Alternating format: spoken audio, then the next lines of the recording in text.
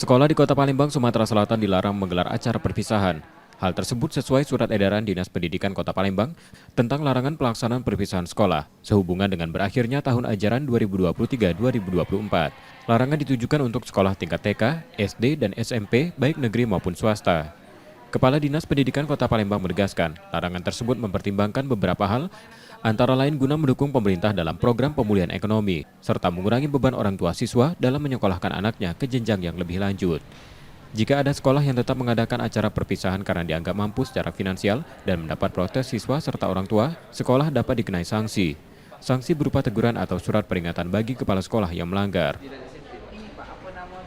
Nah, kenapa saya larang seperti itu? Karena ini umum ya, yang lagi terbiasa kita lihat di kalangan masyarakat ini lebih banyak unsur poya-poyahnya ini ya.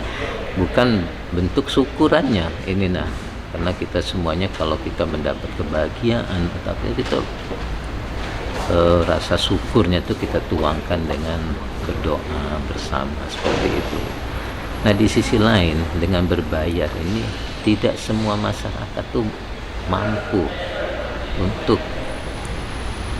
ikut serta dalam membayar tersebut.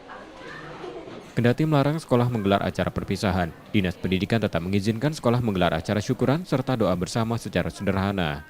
Sekolah juga diminta lebih fokus pada kegiatan belajar mengajar agar siswa dapat meraih hasil baik pada akhir tahun ajaran. M. Rizky Nurmizan, Kompas TV, Palembang, Sumatera Selatan.